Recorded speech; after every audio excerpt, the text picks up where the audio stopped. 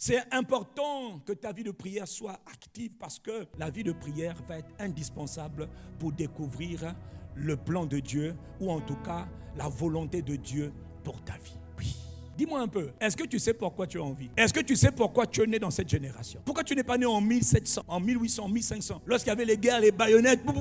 Pourquoi tu es né maintenant? Et depuis que tu es né, as-tu déjà compris pourquoi tu existes? Quel est le but général, la raison d'être de ta vie sur terre? Est-ce que tu le sais? Si tu es un homme, s'il te plaît, si tu es un être humain, homme avec un grand H, c'est-à-dire un humain, alors tu dois comprendre une chose. Dès qu'un être humain naît dans ce monde, il doit savoir pourquoi est-ce qu'il est né. Parce que Dieu ne fait rien par hasard. Tes parents t'ont enfanté, mais c'est Dieu qui t'a envoyé. Il est écrit dans Apocalypse 4, verset 11. Tu es digne, notre Seigneur et notre Dieu, de recevoir la gloire, l'honneur et la puissance. Car tu as créé toutes choses. C'est par ta volonté que toutes choses existent et ont été créées. Tout ce qui existe a été créé par la volonté de Dieu et pour la volonté de Dieu. Rien n'existe par hasard. Aucune couleur n'a été créée par hasard. Aucune plante n'a été créée par hasard. Aucun animal, qu'il soit petit comme la fourmi ou qu'il soit grand comme le rhinocéros ou l'éléphant. Aucun animal n'existe par hasard. Tout ce qui existe, existe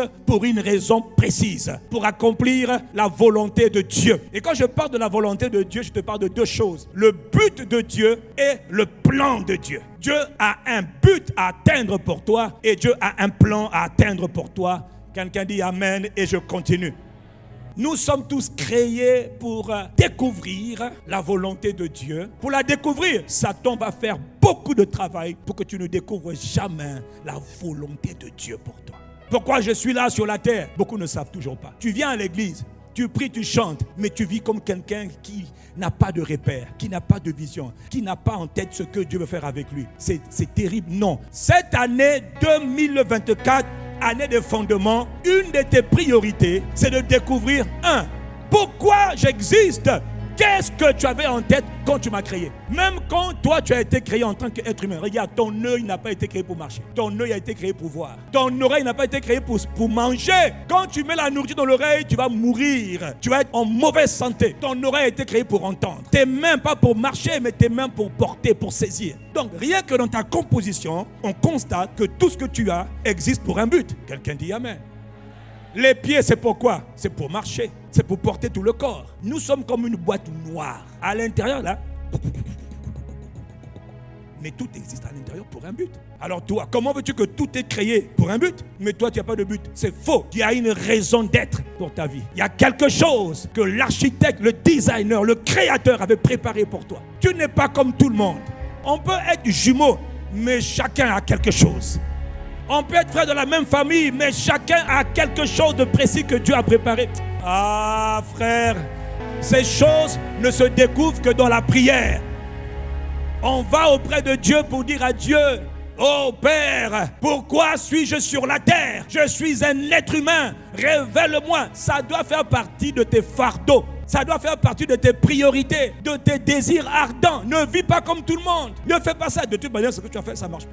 Quand quelqu'un vit pour la volonté de Dieu et qu'il a compris, il sait que tant que je n'ai pas accompli ce pourquoi Dieu m'a appelé, le diable peut faire tout ce qu'il veut. Je ne vais pas mourir.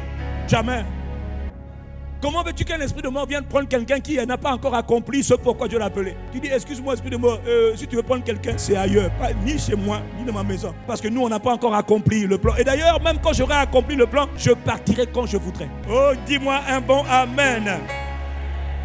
Jérémie 1, passage que vous connaissez. Mais écoute bien ce que Jérémie entend de la part de Dieu. Ce que Dieu dit à l'un, il le dit à tout le monde. C'est le principe divin. Jérémie 1, 5. Avant que je t'ai formé dans le ventre de ta maman, je te connaissais. Dieu connaît tout homme avant que tu ne naisses, avant que tu ne sois formé. Pas quand tu es né, juste formé. Le spermatozoïde est rentré, il est rentré dans le ventre de maman. Il dit avant ça là, te connaissais déjà. Donc ne pense pas que Dieu te connaît aujourd'hui, parce que tu as la barbe, tu as ton corps là, tu frimes là.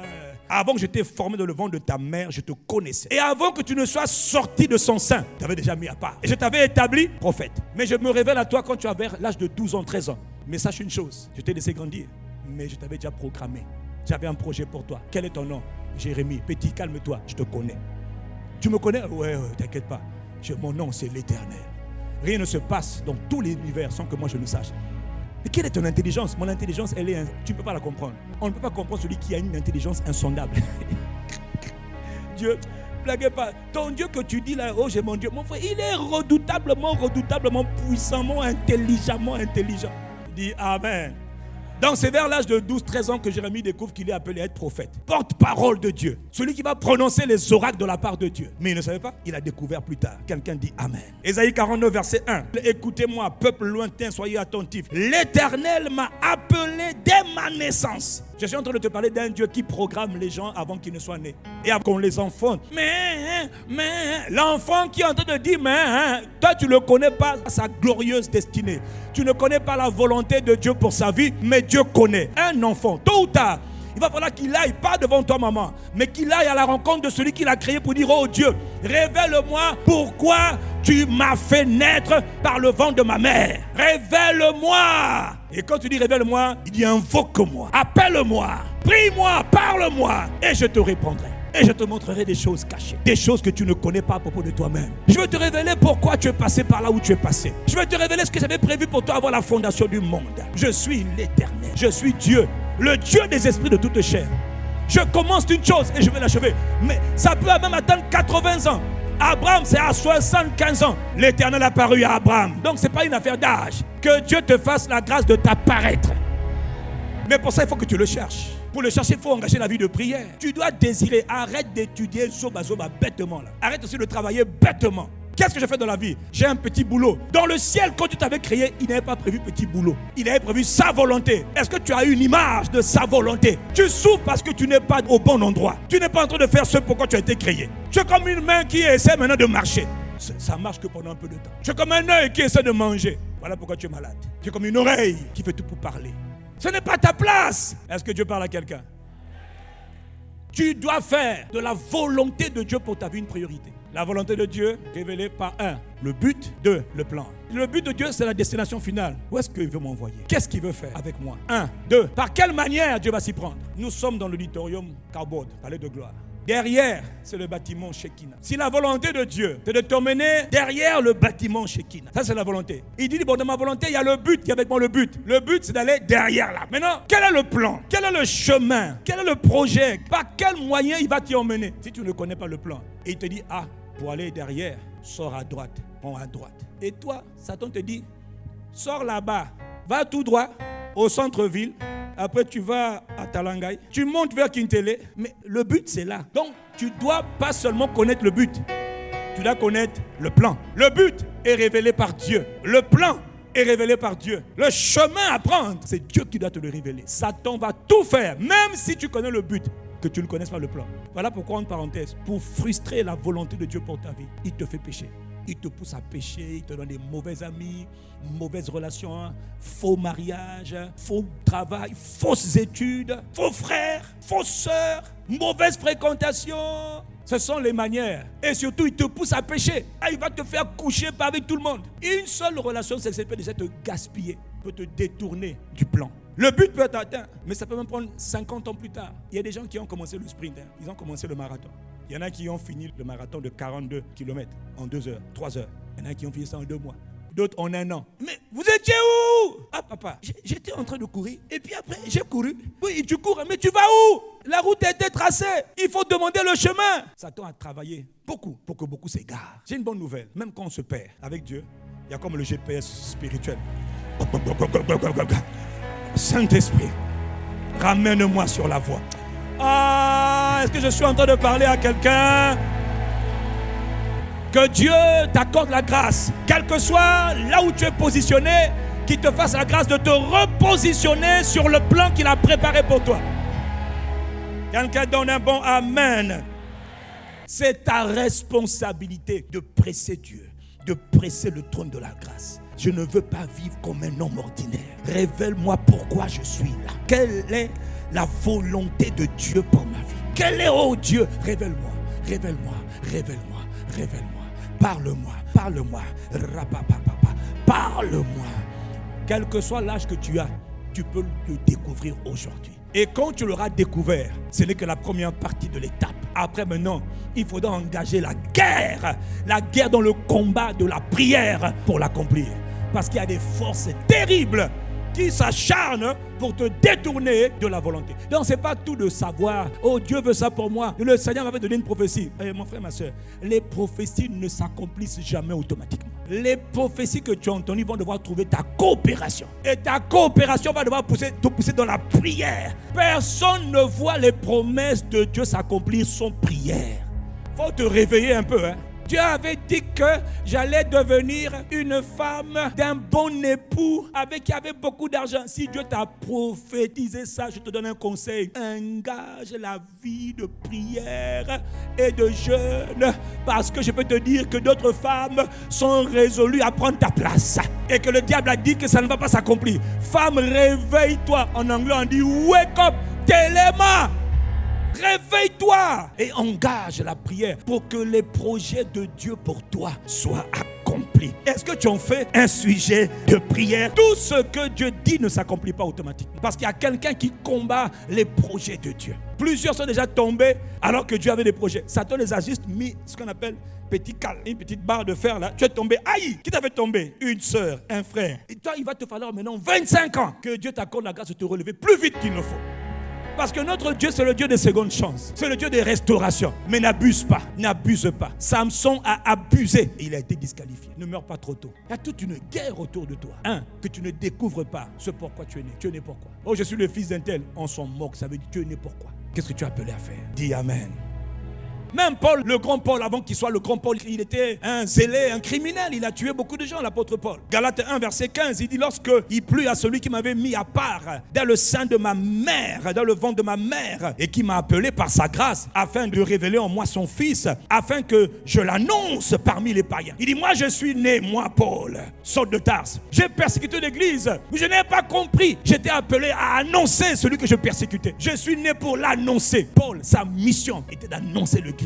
Vous le frappez, il va l'annoncer. Faites-le taire, il va l'annoncer. Bloquez-le, il va l'annoncer. C'était un proclamateur, un apôtre par excellence. Pas un gars avec un ventre ventru, bédu, pompu, qui circule pour dire: amenez-moi à manger, à manger. Non, le gars, il est un homme de terrain. Le gars, il veut emmener Jésus partout. Même dans les bateaux, il est en danger. Il dit: je vais vous parler de Jésus qui m'a appelé dès ma naissance, afin que je le fasse connaître. Que Dieu fasse de toi un messager de Christ.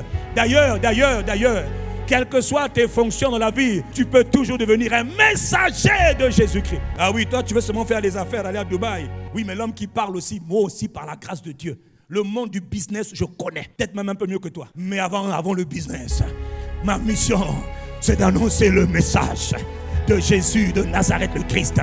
C'est d'emmener la présence de Jésus là où il n'est pas connu. C'est d'aller témoigner Jésus le Christ, afin que les malades soient guéris, que les captifs soient libérés, que la bonne nouvelle soit annoncée, que la grâce de Dieu soit relâchée, que les gens malheureux deviennent heureux, que les gens malheureux deviennent joyeux, que les gens malheureux deviennent paisibles. C'est ça le message de l'évangile. Allez faire du bien aux gens. Ah oui, mais je suis chef de service. On s'en moque de ton statut séculier. De toute manière, à ICC, tu n'as aucune excuse. Si le Père le fait, les enfants doivent le faire.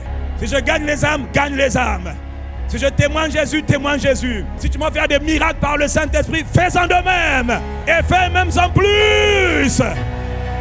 Donne ton amen à Dieu, puis on avance. Jésus savait pourquoi il était né. Il était né pour accomplir la volonté de Dieu. Il dit: je viens dans Hébreux 10, verset 3-4. Dans le rouleau du livre, il est question de moi. Je viens, ô Dieu, pour accomplir ta volonté. Amen. Donc il savait que la volonté de Dieu, c'était pas seulement les miracles. Les miracles, c'est pour démontrer ce que Dieu a toujours voulu. Mais son but, la finalité, c'était d'aller s'offrir en sacrifice. Il est celui qui a été destiné comme étant l'agneau de Dieu, le sauveur de tous les hommes. Pas sa mère, pas ses oncles, mais lui a été choisi pour être l'agneau de Dieu. Celui qui va verser son sang pour sauver tous les hommes. C'est le but pour lequel il est venu. S'il a fait les miracles, mais il n'a pas accompli ça, il a échoué. Il savait. Dis avec moi, Jésus savait. Dis avec moi, Jésus savait. Est-ce qu'il est resté tranquille? Bon, j'attends seulement le jour de ma mort. Tu plaisantes? C'est pas qu'il y a des tentations qu'on fuit. Il y a des épreuves qui nous font peur. Il y a des expériences qu'on ne veut pas affronter. C'est trop dur. Parmi nous là, tu as été appelé par Dieu. Tu refuses. Dans ton cœur, tu te vois même dans les songes. Tu refuses. Dieu te parle, mais tu hésites. Et plusieurs, tu es attaché à des choses matérielles. Parce que tu connais, tu ne maîtrises pas l'avenir. Si tu t'engages avec Jésus, que va-t-il m'arriver? Je vais perdre beaucoup d'avantages. Qui t'a dit ça? Que Dieu te touche. Que la main de Dieu vienne sur toi. pour te sortir de ce mensonge maléfique et de te pousser dans le champ de la mission. Pourquoi? Afin que tu accomplisses la volonté de Dieu pour toi. Rien n'est plus important dans ce monde que la volonté de Dieu. Il a créé les cieux et la terre. Tout ce qui a été créé, c'est pour sa gloire et pour sa volonté. Que tu le veuilles ou pas, mon frère, chacun d'entre nous, destiné à accomplir ses plans, ses desseins, ses buts pour nos vies. Quelqu'un dit Amen. Le but, c'était qu'il soit sacrifié. Mais il aurait pu être décapité. On aurait pu le décapiter. Mais à ce moment-là, le sang n'aurait pas été versé à 7 reprises. Donc le plan de la rédemption n'aurait pas été accompli. Le plan, c'était qu'il soit tellement frappé. Et à 7 endroits différents. Que le sang sort. 1 fois, 2 fois, jusqu'à 7 fois, conforme aux Écritures. Ça, c'était le plan. Donc si tout de suite on avait dit, prenez-le, coupez sa tête, impossible. Il fallait que le plan soit accompli. Que Dieu accomplisse le plan qu'il a préparé pour toi. Il faut que tu engages la prière. Ça va prendre même 1 an. Prends les 1 an. Mais pendant les 1 an, dis à Dieu. Quand tu as le temps de prier, prends-moi au moins 3 minutes. Père, n'oublie pas, il faut que tu me révèles le but pour lequel tu m'as envoyé. Jérémie savait, David savait, oh Père, Samuel savait, Paul a su. Moi je veux savoir, il faut que tu me révèles. Donne-moi un bon Amen. Comment Jésus l'a fait pour accomplir la volonté de Dieu pour sa vie? Frère, il n'était pas en train d'être assis quelque part en train de suivre Novelas. Il ne suivait pas les Brésiliens. Il n'était pas en train de suivre la Champions League. But comment on appelle ça? Real de Madrid. Non, c'est pas mauvais. Mais il y a plus important. La volonté de Dieu pour ma vie. Les gars du Real, eux, ils sont contents. Ils ont leur argent, leur pognon. Toi, tu es là, tu regardes, spectateur. Qui a dit quoi? Vraiment que Dieu t'aide. Trouve la volonté de Dieu pour ta propre vie. Que quelqu'un paye quand toi tu es en train de faire ton travail. Tu n'as pas été appelé dans la vie à être un spectateur. Tu as été appelé à être un acteur. Un acteur qui est engagé dans le terrain pour accomplir la volonté du Tout-Puissant. La volonté du Père. Révélée dans le Fils par le Saint-Esprit. Donne-moi ton Amen. Aïe, aïe, aïe, aïe, aïe, aïe. Comment Jésus a fait pour accomplir la volonté? Je viens de terminer. Hébreux 5, verset 7, il est écrit, en parlant de Jésus. Lui, il la connaissait, frère. Il avait découvert la volonté de Dieu. Et il était en train d'accomplir la volonté de Dieu. Mon frère, dis à ton voisin, réveille-toi. Il est écrit que dans le jardin de Gethsémane, là, cette révélation va dans l'épreuve de la croix. C'est lui qui, dans les jours de sa chair, c'est-à-dire dans les derniers moments, là, avant d'être crucifié, la Bible dit, il s'est présenté devant le trône de Dieu avec des grands cris, des larmes. Il a présenté à Dieu des prières et des supplications. Il négociait avec le Père. Au Père, quand il allait prier là, il est revenu là. Il dit, vous n'avez même pas pu prier avec moi pendant 1 heure. Hé les gars, réveillez-vous. C'était un temps de transaction, de négociation. C'était dur. Il fallait qu'il soit rendu fort, capable de supporter l'insupportable, de prendre tout le péché du monde sur lui. Celui qui n'a jamais connu le péché, Dieu le fait devenir péché. Le pur devient impur. Le juste devient totalement injuste. Le sacré devient souillé. Tout ça pour porter le péché du monde. Il a 33 ans. C'est trop dur. Il a attendu ce moment-là parce qu'il est venu pour ça. Et c'est son heure. Mais l'heure là, c'est difficile. Alors il engage la prière. Les cris font partie de la vie des gens qui accomplissent la volonté de Dieu. Ça ne vient pas en étant assis, en suivant un film ou un match, ou en suivant n'importe quoi. Ça vient en priant et en priant. Pousse des cris. C'est pas des cris qu'on fait exprès. Hey, des grognements. Hey, des pleurs. C'est des pleurs d'intercession. C'est des pleurs de supplication. Père, je sais que c'est mon heure. Oh, mais moi, je n'ai jamais connu le péché. Mais j'ai toujours été pur car je suis Dieu. Aïe. Dans les jours de sa chair, il a présenté à Dieu le Père qu'il écoutait. Parce que le Père écoute tout le monde. Parle, mon fils. Parle. S'il était assis au bar ou au restaurant, ou chez la copine Sophie, ou chez la copine Alexandra, en train de papoter et de critiquer, il n'aurait jamais accompli la volonté de Dieu. Il y a un temps pour chaque chose. Il y a un temps où les hommes se mettent à part.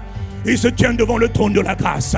On appelle cela l'enfantement dans la prière. Les desseins de Dieu s'enfantent dans les prières de douleur, dans les cris, dans les larmes, dans les grognements.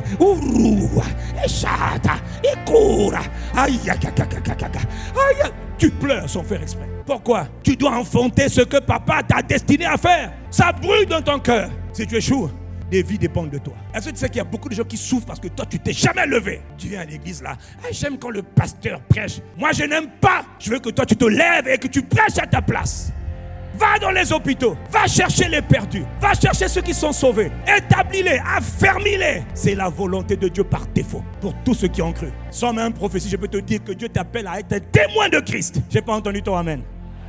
Il y a différents niveaux dans le témoignage. Mais celui qui est sauvé est né pour être un témoin de Christ. Parle de Jésus, démontre Jésus, révèle Jésus le Christ à notre génération qui en a tellement besoin. Où les gens ne connaissent plus le bon sens. Ils ont perdu les repères. Va leur dire qu'il y a encore des repères. Voici la voie. C'est la voie du Christ. Il est le chemin. Il est la vérité. Il est la vie. Il a souffert à cause de toi. Pour que tu n'aies plus à souffrir, donne ta vie à Jésus. Reçois Jésus. Marche avec Jésus. Je ne te parle pas de ma vie. Je te parle de Jésus le Christ. C'est ça. Même si tu ne connais pas encore la volonté de Dieu parfaite pour toi, je t'annonce que quel que soit ce que tu feras dans la vie, ça là, ne t'en éloigne jamais. Oh pasteur, je suis footballeur. Prêche Jésus au football. C'est notre dénominateur commun. On a tout ça en commun. Oh moi je suis gendarme. Prêche Jésus-Christ au gendarme. Qu'est-ce que tu fais dans la vie? Là où Dieu t'a mis là, prêche Jésus. Démontre Jésus. Et ne nous fatigue pas. Oh, c'est seulement réservé au pasteur. Faux! Que ton cœur brûle. Oh, que Dieu fasse brûler ton cœur.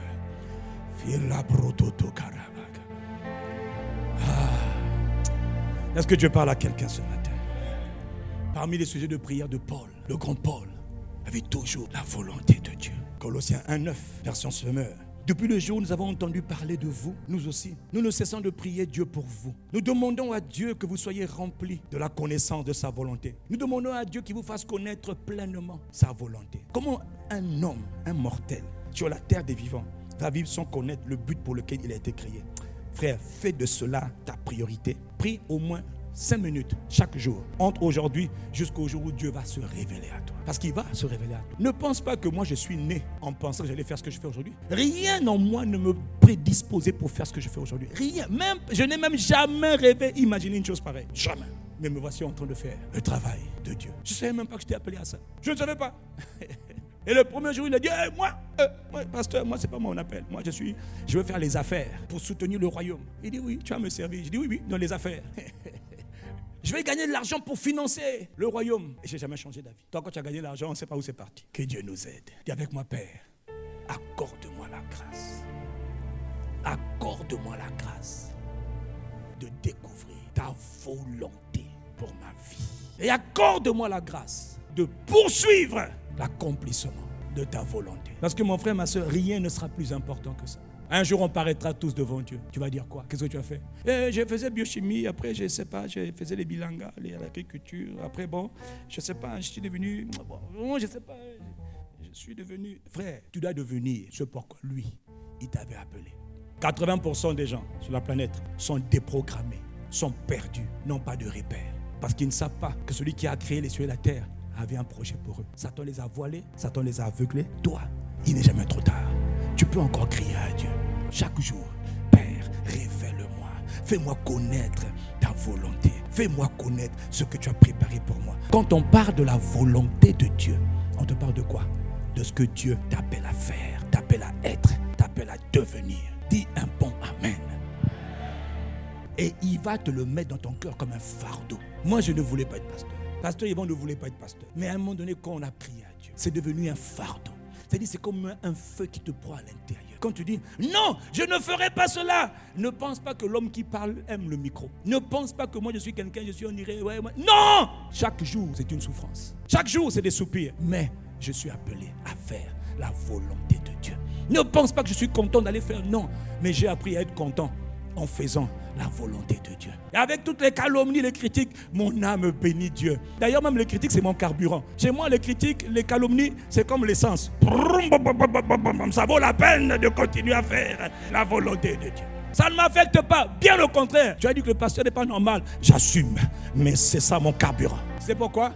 Parce que j'ai compris que quiconque s'engage à faire la volonté de Dieu dans ce monde sera combattu. Quiconque s'engage de tout son cœur à poursuivre la volonté de Dieu sera l'objet d'attaques croisées, de missiles croisés, de missiles balistiques, de kalachnikov, de roquettes, de chars et de tanks, d'obus. Maintenant, c'est des drones.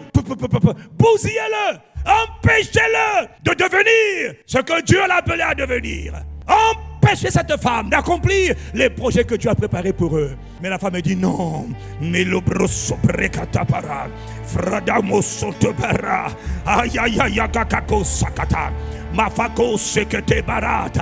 Que Dieu t'accorde un esprit de prière, une vie de prière tellement active que tu vas devenir un chercheur de la volonté de Dieu pour ta vie. Je veux entendre ton Amen.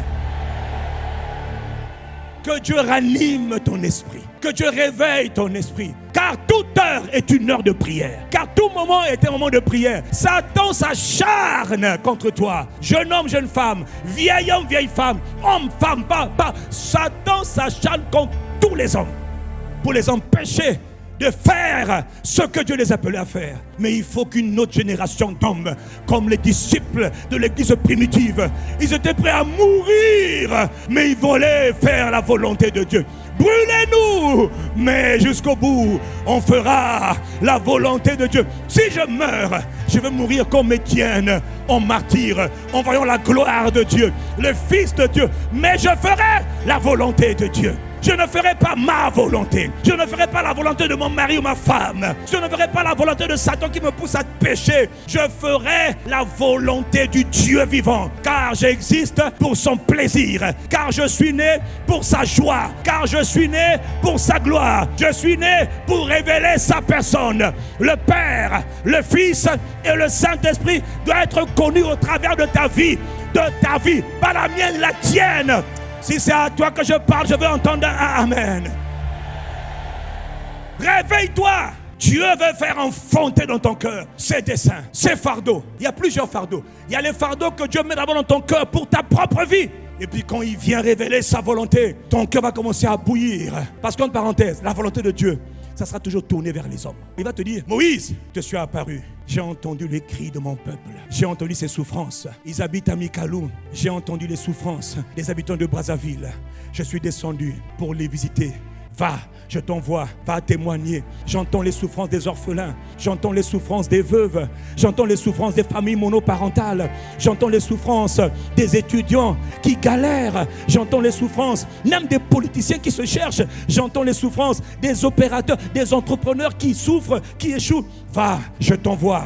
Je t'établis pour être la lumière. Je t'établis pour leur ouvrir les yeux des aveugles. Je t'établis pour les faire sortir des griffes du diable. Je t'envoie, va. Et ce message, tu donnes à tout le monde à différents degrés. Mais tout le monde est concerné. Tout le monde est appelé. C'est pas le pasteur, c'est tout le monde. Le même Jésus qui a combattu dans la prière, il est là.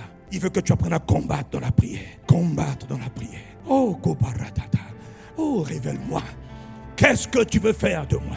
Qu'est-ce que tu as comme fardeau pour moi? Qu'est-ce que tu m'as appelé à faire? Je ne suis pas appelé à être un taximan. Il y a plus que ça. Un étudiant, il y a plus que ça. Quel est ton plan pour moi? Dès mon jeune âge, révèle-moi. Quand il te révèle ça tôt, alors tu apprends qu'on peut avoir 17 ans et puis être un feu dévorant à l'école. À l'université, un étudiant en feu. Au milieu des étudiants qui sont dans les ténèbres, tu apparais comme un véritable feu dévorant, transportant la présence de Dieu, la puissance de Dieu. Tu dis, mes amis, mes collègues, je vous annonce la voie du salut. Jésus est le chemin. Hey, quel est ce genre d'étudiant? Que Dieu t'accorde la grâce d'être réveillé dans une autre dimension du réveil de la prière. Ah,